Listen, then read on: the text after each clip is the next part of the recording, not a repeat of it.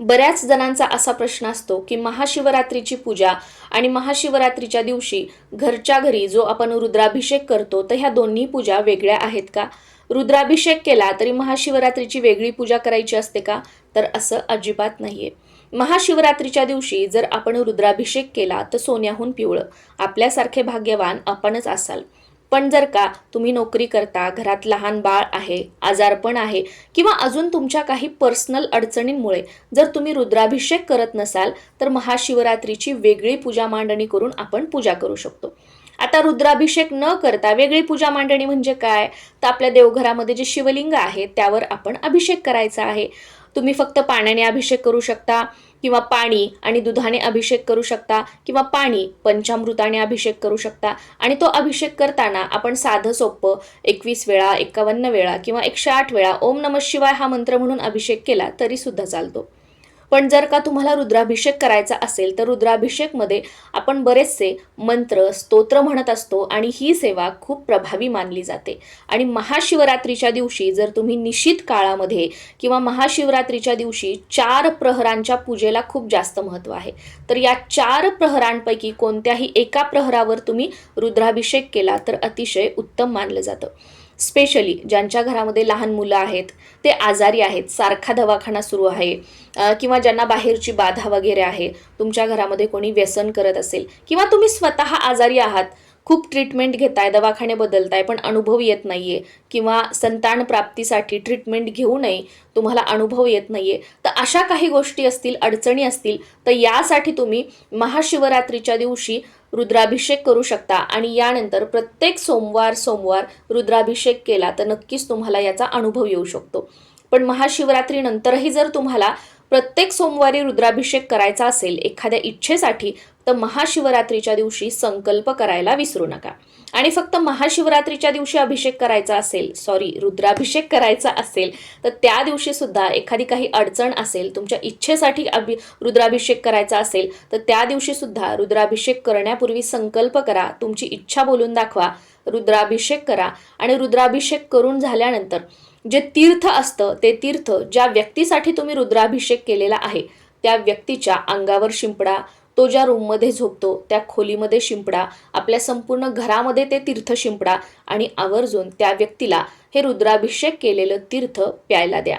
थोडंसं तीर्थ प्यायला द्या आणि त्यानंतर एखाद्या बॉटलमध्ये भरून ठेवा आणि रोज जोपर्यंत ते संपत नाही तोपर्यंत रोज थोडं थोडं तीर्थ त्या व्यक्तीला तुम्ही प्यायला दिलं श्रद्धेने तरी सुद्धा चालू शकतं.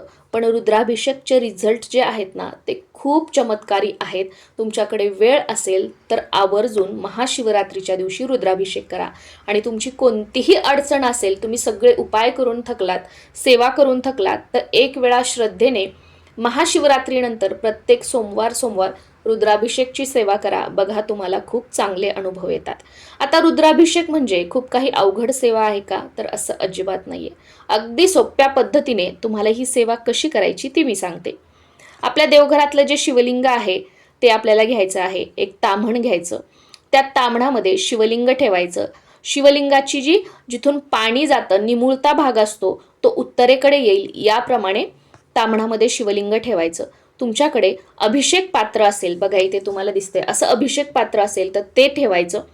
बाजूला स्वच्छ पाणी घ्यायचं, जे आपण पिऊ शकू असं पाणी घ्यायचं, कारण हे तीर्थ आपल्याला नंतर प्यायचं आहे. आणि रुद्राभिषेक करताना दूध किंवा पंचामृत घ्यायचं नाही. शक्यतो रुद्राभिषेक जो आहे तो फक्त स्वच्छ पिण्याच्या पाण्यानेच करायचा, पण ते पाणी उष्ट केलेलं नसावं. या गळतीमध्ये थोडं थोडं पाणी टाकायचं आणि आता जी तुम्हाला मी स्तोत्र मंत्र सांगणार आहे ती तुम्हाला स्तोत्र मंत्र फक्त म्हणायची आहेत.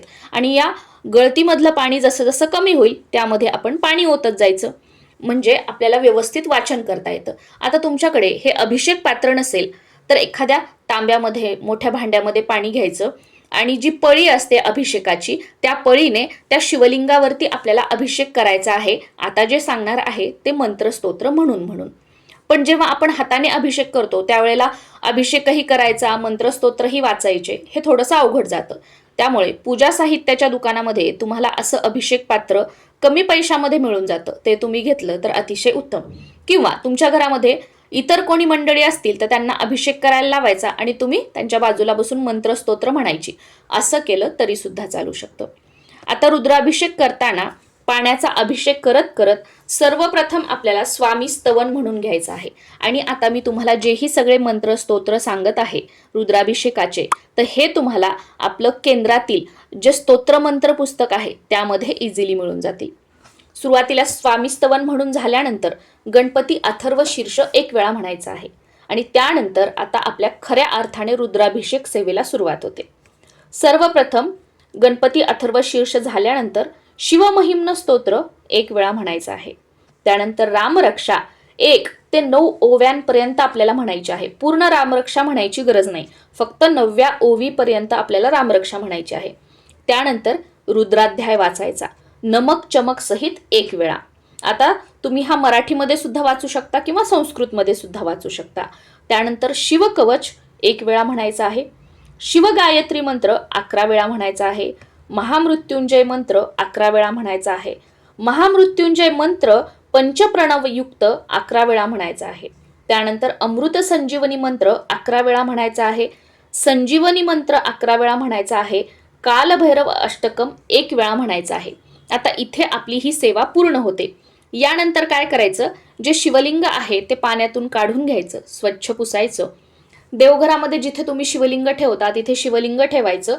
तुमच्याकडे जर 108 बेलपत्र असतील तर 1 बेलपत्र अर्पण करत करत शिव अष्टोत्तर नामावली म्हणायची आहे. आता समजा तुमच्याकडे 108 बेलपत्र नाही आहेत, तुमच्याकडे 1च बेलपत्र आहे किंवा 5 बेलपत्र आहेत, 11 बेलपत्र आहेत, तर ती आपल्या उजव्या हातामध्ये घ्यायची किंवा एखाद्या प्लेटमध्ये ती बेलपत्र ठेवायची, त्यावर आपला उजवा हात झाकायचा, शिव अष्टोत्तर नामावली म्हणायची आणि त्यानंतर ते बेलपत्र आपल्याला शिवलिंगावरती अर्पण करायचे आहेत. शिवलिंग स्वच्छ पुसून जेव्हा आपण देवघरात ठेवतो त्यावेळेला शिवलिंगाला भस्म अर्पण करायचं. हळदी कुंकवाने न रंगवलेली वस्त्रमाळ अर्पण करायची. अक्षता अर्पण करायच्या. तुमच्याकडे पांढरी फुलं असतील तर ती तुम्ही अर्पण करू शकता. बेलफळ असेल तर ते तुम्ही अर्पण करू शकता. धोत्र्याचं फूल, धोत्र्याचं फळ अर्पण करू शकता. आणि मग आपल्याला शिव अष्टोत्तर नामावली म्हणत म्हणत जी बेलपत्र आहेत ती अर्पण करायची आहेत. या प्रकारे साधा सोप्पा आपला रुद्राभिषेक घरच्या घरी झालेला आहे. अभिषेक झाल्यानंतर सुरुवातीला सांगितल्याप्रमाणे ते तीर्थ काढून घ्यायचं आणि स्पेशली ज्या व्यक्तीसाठी तुम्ही ही सेवा केलेली असेल त्या व्यक्तीला प्यायला द्यायचं आहे. आणि समजा 5-6 दिवसामध्ये तुमचं ते तीर्थ संपलं, त्यानंतर येणारा जो सोमवार असेल तुम्हाला जर हवं असेल तर त्या सोमवारी सुद्धा तुम्ही रुद्राभिषेक करू शकता आणि तसं तीर्थ बनवून ठेवू शकता आणि पुढच्या सोमवारपर्यंत ते तीर्थ रोज तुम्ही त्या व्यक्तीला पिण्यासाठी देऊ शकता. आता समजा तुमच्या जागेमध्ये, तुमच्या घरामध्ये काही वास्तुदोष आहे, तर प्रत्येकालाच बघा वास्तू पूर्णपणे बघणं, सगळ्या रेमेडीज करणं हे शक्य होत नाही किंवा बऱ्याच जणांना वास्तुदोषामुळे घरामध्ये काहीशे त्रास होतात. तर अशा वेळेला आपल्या वास्तूसाठी जे काही आपल्या घरात वास्तुदोष आहेत ते दूर व्हावेत यासाठी सुद्धा आपण रुद्राभिषेक करू शकतो आणि ते तीर्थ दररोज आपल्या घरामध्ये आपण शिंपडू शकतो. एखादं आंब्याचं पान घ्यायचं किंवा फूल घ्यायचं आणि त्या फुलाने किंवा त्या आंब्याच्या पानाने सर्वत्र आपल्या घरामध्ये ते तीर्थ आपल्याला शिंपडायचं आहे आणि घरातील सर्वांनी ते तीर्थ थोडंसं प्रसाद म्हणून आपल्याला ग्रहण सुद्धा करायचं आहे. तर या प्रकारे आपण महाशिवरात्रीच्या दिवशी 4 प्रहरामध्ये किंवा निश्चित काळामध्ये रुद्राभिषेक करू शकतो. आता ते 4 प्रहर कोणते आहेत, त्यांच्या वेळा काय आहेत, निश्चित काळ काय आहे यंदा महाशिवरात्रीचा, तो सुद्धा मी तुम्हाला सांगते. आणि समजा जर तुम्हाला निश्चित काळामध्ये किंवा या 4 प्रहरांमध्ये रुद्राभिषेक करणं शक्य झालं नाही तर तुम्ही महाशिवरात्रीच्या दिवशी सकाळी किंवा संध्याकाळी प्रदोष काळ हा शिवपूजन करण्यासाठी उत्तम मानला जातो. त्या वेळेमध्ये रुद्राभिषेक केला तर अतिशय उत्तम आहे. या दोन्हीही वेळात नाही जमलं तर दिवसभरात तुमच्या वेळेनुसार कधीही तुम्ही रुद्राभिषेक करू शकता. तर निश्चित काळ जो आहे तो यंदा मध्यरात्री 12:28 पासून ते मध्यरात्री 1:18 आहे. 15 फेब्रुवारी 2025 रविवारी या वेळेमध्ये तुम्ही रुद्राभिषेक करू शकता. आता या वेळेमध्ये तुमचा रुद्राभिषेक पूर्ण होईलच असं नाही, फक्त सुरुवात या वेळेमध्ये करायची. मग ही वेळ झाल्यानंतरही जर आपला रुद्राभिषेक चालू राहिला नंतर संपला तरी सुद्धा चालतो. आता महाशिवरात्रीच्या दिवशी म्हणजे 15 तारखेला पूजेचे जे 4 प्रहर आहेत ते या प्रकारे आहेत. पूजेचा पहिला प्रहर हा सायंकाळी 6:11 पासून ते रात्री 9:23 आहे महाशिवरात्रीच्या दिवशी. पूजेचा दुसरा प्रहर हा रात्री 9:23 पासून ते मध्यरात्री 12:35 आहे. महाशिवरात्रीच्या दिवशी पूजेचा तिसरा प्रहर हा मध्यरात्री 12:35 ते पहाटे 3:47 आहे आणि पूजेचा चौथा प्रहर हा मध्यरात्री 3:47 ते पहाटे 6:59 आहे.